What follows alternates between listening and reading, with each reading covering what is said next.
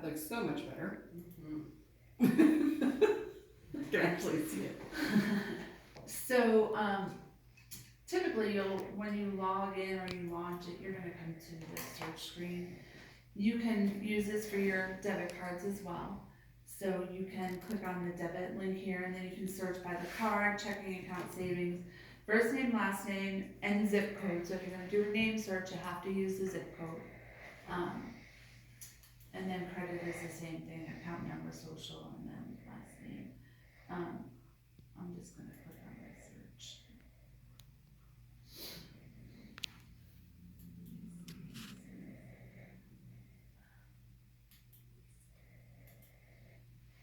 Excuse me, so I put like all fours in. I might need an unlock. Yeah.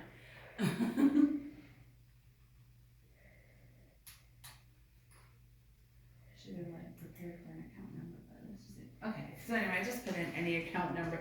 Obviously, if you put in your account number, it will pull up your card. So this is kind of like the AL search, right? So these are all the names, the That's account cool. number, social security number, phone numbers, so on and so forth.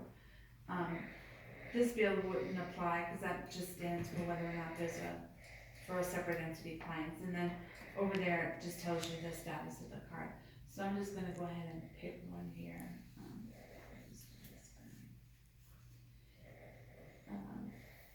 So it pops up an activation box. So if this card was not activated, it will tell me here, do I wanna go ahead and activate it? And I can just click on confirm and activate it here. But I'm not gonna activate it, I can just hit cancel. So if I need to go in and look at the account, even though it's not activated, I can still bypass that one. That's cool though. So over here on the left-hand side, this is kind of like the cardholder panel. It probably has a name that I can't recall right now. But it'll have the name of your financial institution, it'll have the BIN listed, and this is your cardholder information. Whoops. And this is a little pulley thing, you can pull this on down. So this one actually happens to be a debit card that I pulled up. But the information is still gonna be the same. You'll have your primary cardholder information here, home, phone number, social security number, mother's maiden name. You'll have email addresses, secondaries on the account. This red button here just gives you the ability to edit. So if you click on it, a box should pop up.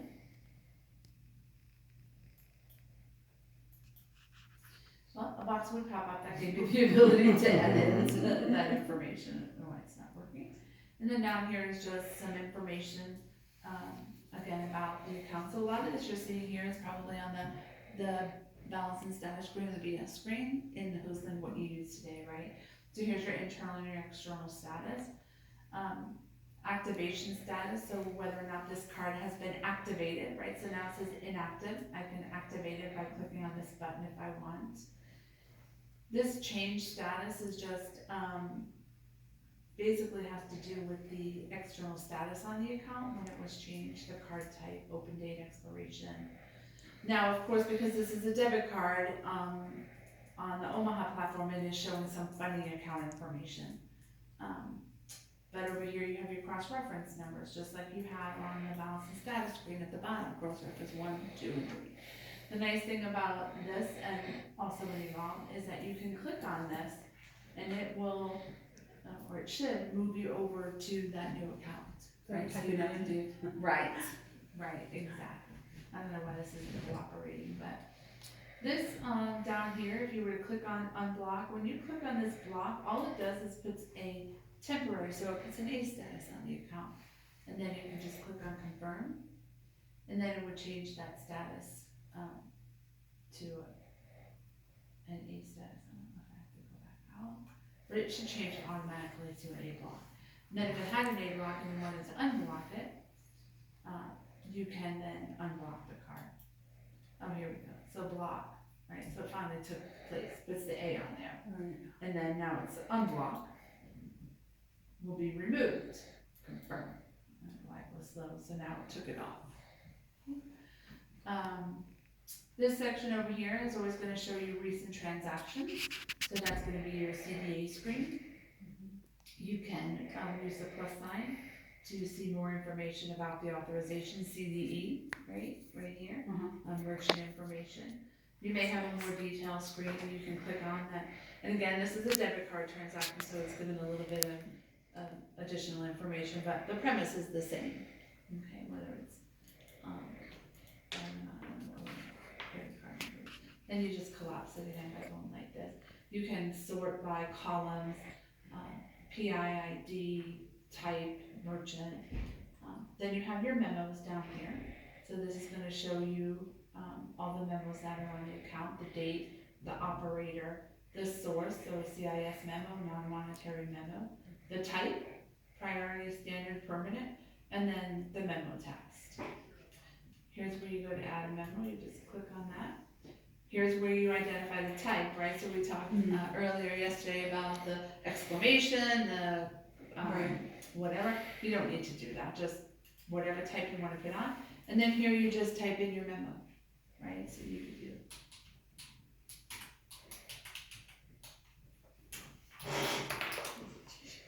And then just click on your confirm. That's so much better. Yes. And then here's my memo, shows up right here. You cannot delete or edit memos right now in Quick Assist. So if you had to delete a memo, you would have to either go to PostLink or you'd have to go to Evolve. Okay. I'm sure it is somewhere on the radar, but deleting and changing memos really isn't something that we encourage, right? We want you to rescind it, but you know, it's ultimately up to you what you want to do.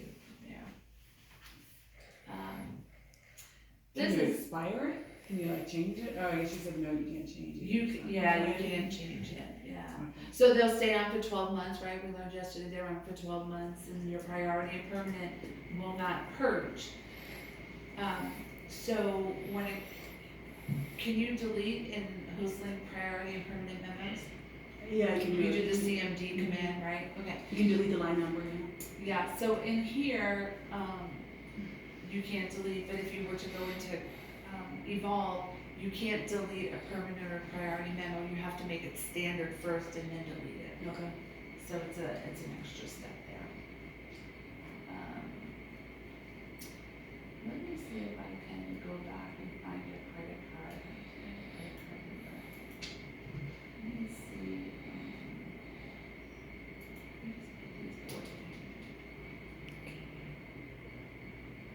So I thought on the last search and that one too, we had credit shown, but we got results for debit, right? Yeah, the debit cards that you will see in there are debit cards on the Omaha platform. So for you all being on Star, you would have to use the debit icon to get debit cards. Okay. Okay. So we have two different types of debit programs. One is on the credit card platform, yeah. and one is on the Star platform. So you have to stop choosing Omaha people. Yeah. Choose a different name. So since the information is limited on the Omaha platform for our debit, is that the same information we're gonna get on Quick Assist? Without having to utilize Star? It's kind of minimal what you'll see in there. Let me just see if I can Maybe move to it. cool. It is, let me see if this. But she's Omaha. His name's Johnny Why I Omaha. can't find it? I know. That's just Why I can't find it? Let me just, I'm gonna try one more. Let me try Beth and see if she's a credit card. I don't know why they're all showing up as debit. Let's see. it's their demo site, so I think it's the. Do you know which one? Do you know? I think that Tannenbaum, the one that shows up when you Okay, first log in, he's credit. I think he is. Let me just see if I can find him in here. Oh.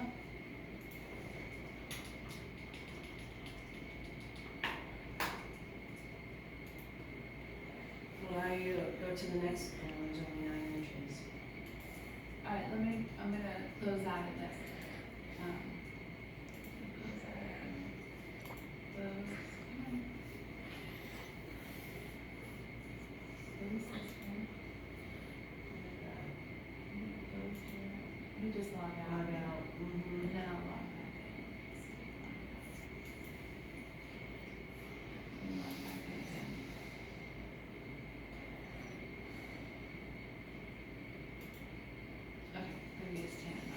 here we go. Okay, so he's credit.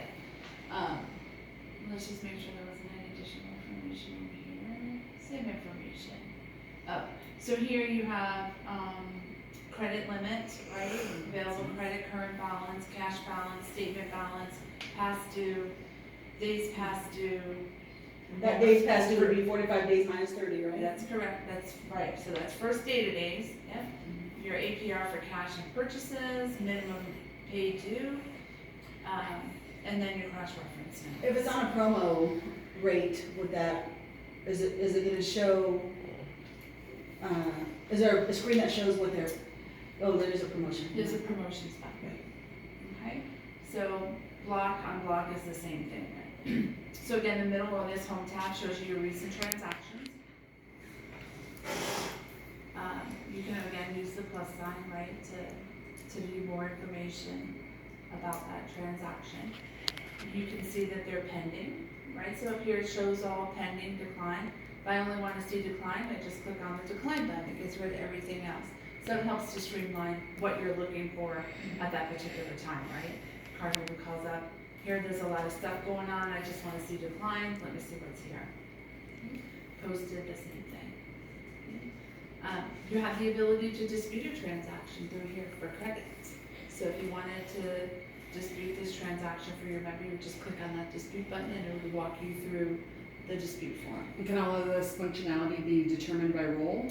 Yes. So like call center could just have inquiry status, if they wanted to dispute it, would have to go to a call rep or a card rep who had that. Yes, yes, you have a lot of customization, really it's all customization because you start with a blank canvas and you create what you want to create for who you want to create it. So is there an admin portal for that, or? Yes. Yeah, okay.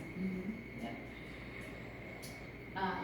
And you can filter by, you can search, I mean, there's different kinds of criteria. Here's all your payment information, right? So cycle date, minimum payment, if they were delinquent. So this is like your CPH screen. So these are other cardholders that are on the account.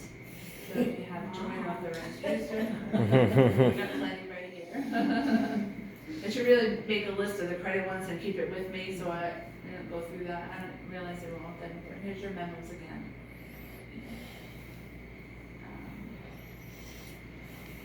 Then you have the ability to go here to the statements button. And so here, like I was telling you, this shows you 12 months worth of statement history. So this is the statement that closed in 7/15, gives you, information, past due, fee amount, view transactions. So I can see the different transactions that were on that statement. I can open them up and see more information. That's a color there. This was a sale, you can reverse it, you can dispute it, you can search.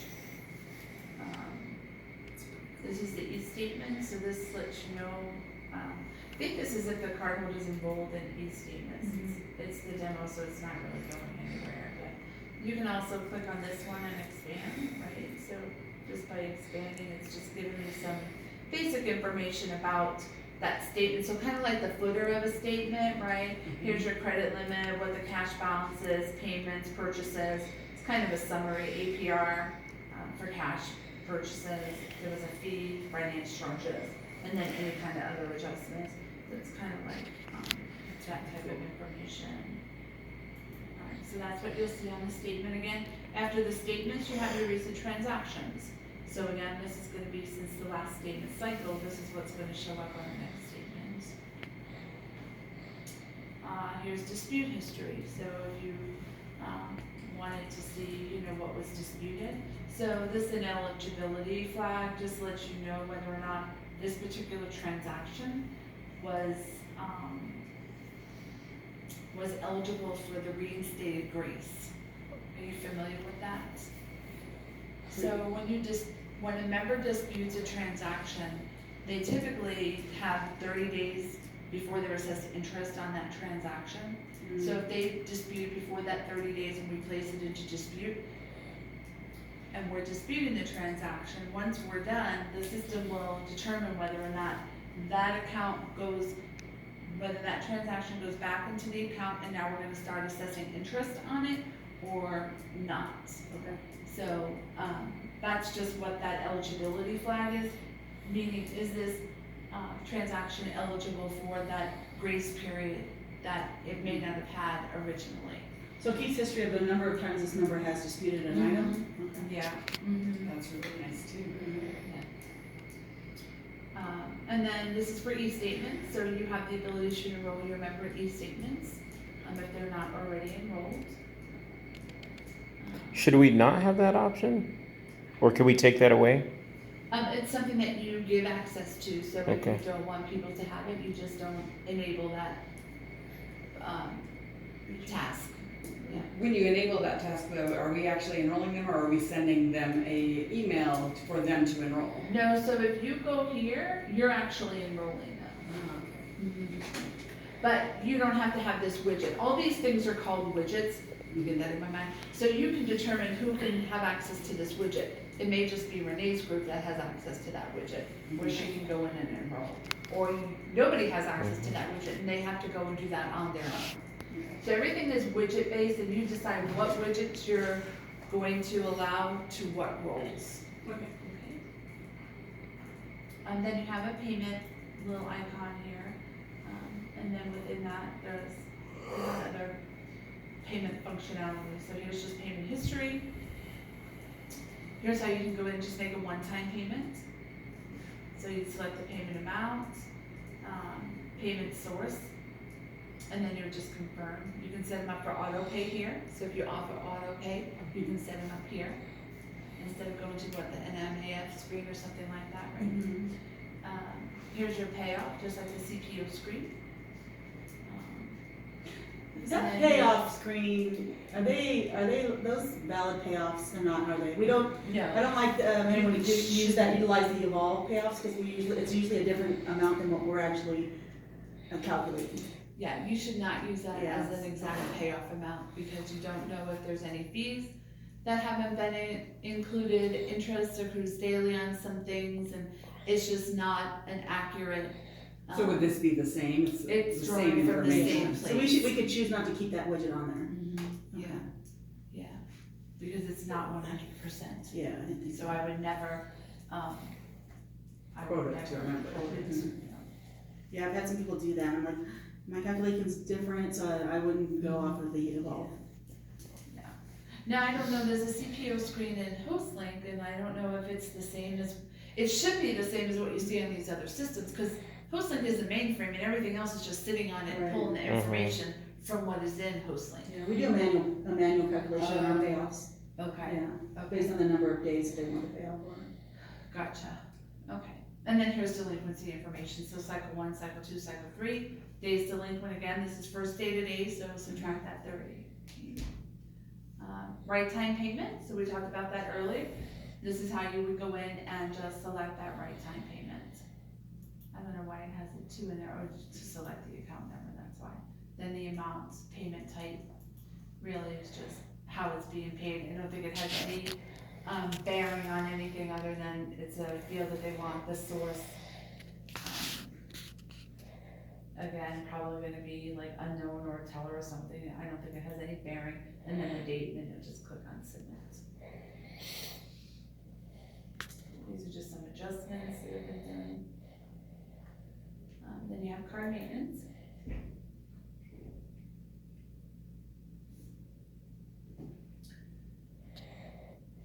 There's a lot of users. So this is, your PID information, PIR, whatever. So this is to order a card or a PIN for the card holder. Ship method should all be in here. Standard rush same day. Requested by type. So you can see it's the same thing as you key into the other applications. PIN card or PIN information. So this is, last time the card was ordered, when it was shipped, shipping information. This would improve your training curve so much. If you want to ship to a different address, you have the ability here. But we don't order pins, so we wouldn't even Right. use that widget. It's a combined widget, so, I don't think you can turn off just this side of it. But you would just, know that we don't utilize that in that piece. This is just replacement history. Pending card or pin requests. Here's your account users, so this is like your ANS screen, I guess, right? Is that where you see all your people, in today's world? So this is just, would be all the people on the account and the roles that they have. This is account update status. So if you wanted to change the external status on an account, this is where you go. If you wanted to close it, you go right here to close it, and then you also have your reason for it. There would be something where you would key something in there, like your 97, I guess, yeah. right? This is where you would go to reset the ATC counter. If that ever got out of sync, reset your daily auths, and then reset your pin attempts. It's just clicking on the button. Here's where you go to charge off an account. So, in this, you want to charge off due to fraud, bankruptcy, charge off and abandon, just like you do, and I'm assuming you do batch in Yes. Hostman, right? So now you can just come in here to each account and do it. Or if it's already been charged up and now you want to abandon, you just click on that and then click on your confirm button. So when you say abandoned, it's already charged off and you abandon, what are you doing? So when you abandon an account, it means you're bringing the account balance to 0. So I don't know how you charge off accounts. Do you charge off and abandon? Oh, yeah, we bring it to 0. Okay, yeah. So that would just be clicking that. The charge off reason and abandoned account, and that'll 0 it out. Okay. Right, you wouldn't even abandon the account there. You would just go here to the, you would do charge off and abandon is what you would do. Okay, and that's, we use 2 codes now, 88 and 99 in that, when we do it manually, Right, because either fraud or bankruptcy. Okay. And this would just be a plain, I'm a deadbeat and I'm not paying my bill. So that's what you have there. If you have rewards, which I don't think you have, right? No, not on debit, but we do on our credit. Okay, so here's some rewards information. Earnings, you can trade, termination dates, when they're gonna terminate, redeemable balance, when they're gonna expire. This has very minimal information, but that's where you'll find reward stuff. This would be promotions. So any kind of promotions that you have or had going on, the balance ID, the type of promotion, the balance on the promotion, when it started, the effective date, the rates, and when it's going to expire. Cool. This is just pricing history auditing. So, if you change their pricing strategy for whatever reason, this is just an audit trail of that. I think that's on the CAR screen, the CAR screen, right? This is just if you have, incentive pricing or, you're doing any kind of an incentive. If you have to. Here's your services, so this is,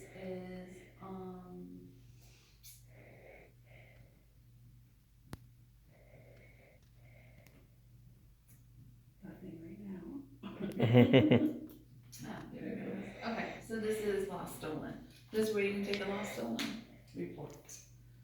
You just click on that and then it's gonna walk you through the different pieces of that report.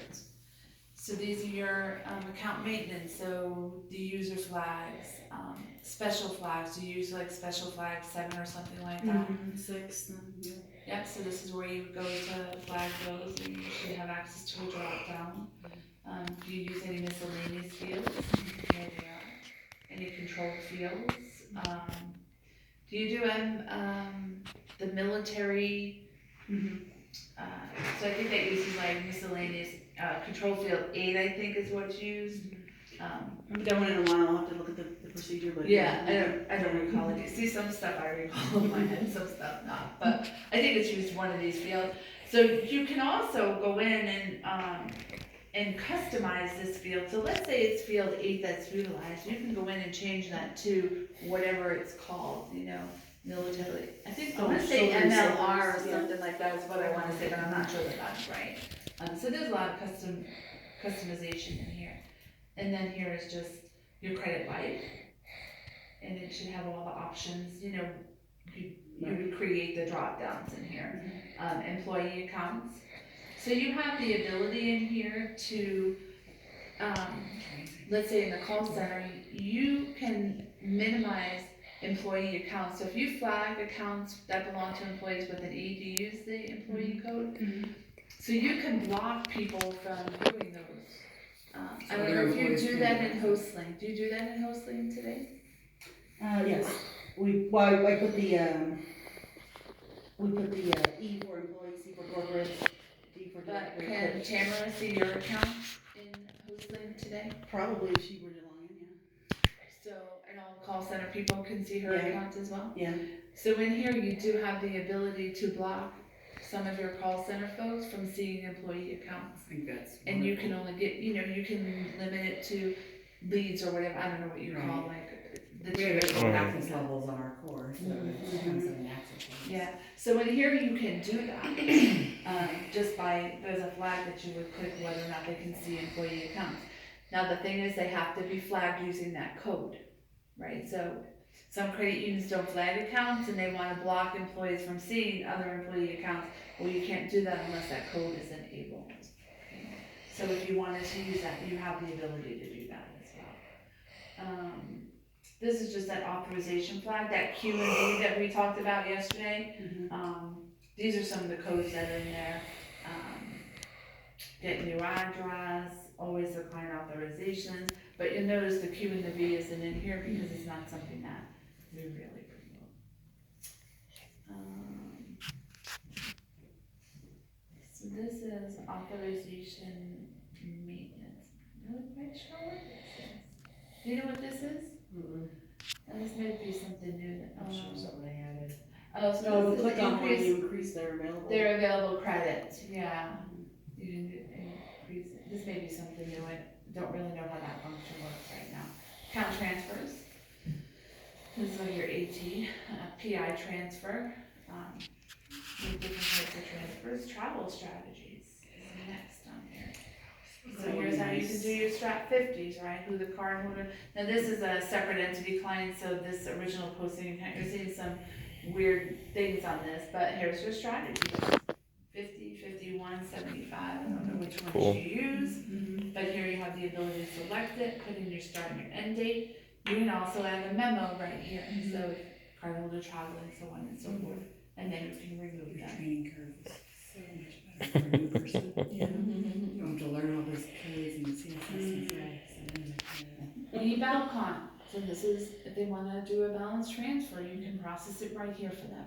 Of course, they're gonna, most of the time, they're gonna have to give you the payee information Right. and the account number, right? They have But- to. Yeah, but you just key it in, there folks, I don't know if they do that today, but here's something, and again, you have the ability to create different levels where you can start rolling out different functions to different people, that's. So theoretically, a call center person could do a balance transfer for somebody. Yeah. Oh my gosh. Wow. If you give them access to it, so maybe from a team lead role where now they can do a little bit more things than a regular call center at. Yeah. Well, I'm travel- not giving travel- everybody access yeah. To do that.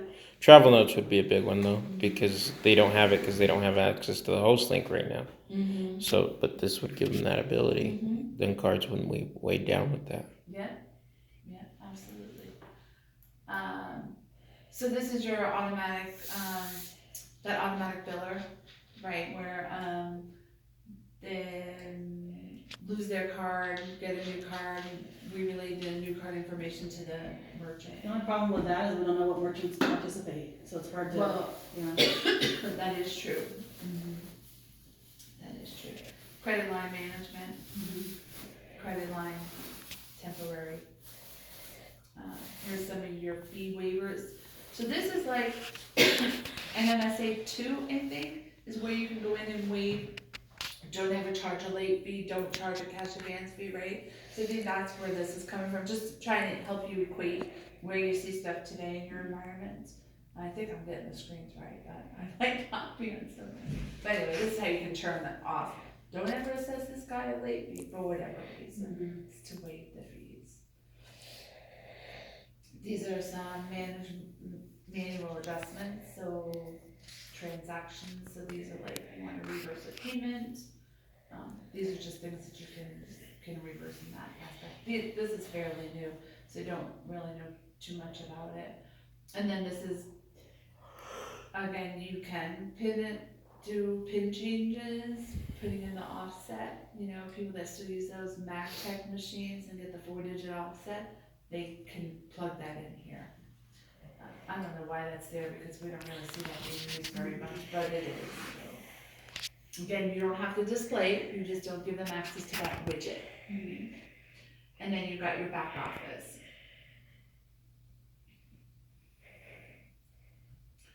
So this is lost stolen reports. So this kind of equates to your SQ screen today. Pending reissue, this is like your ST screen today. Okay. And then account transfer reject. So this would be any account transfers that you attempted, but for some reason they rejected. Okay. So these two are mostly lost stolen related, and this would be like an upgrade that for some reason rejected, and you have to research why that one rejected. So on the reports, let's say the lost loan report, you just enter the sysprint and then it prints out the list and you print it. Is basically what it Then is. it, Okay. yep, then it's gonna show down here. Okay. And then right from here, you can do your STA. Yes, issue this one, no, don't issue this one, right? And you do that today, right? You Yes. say yes, issue, don't issue. Mhm. When you don't issue a card, do you place a memo on the account that you did not reissue a card, and maybe the reason why?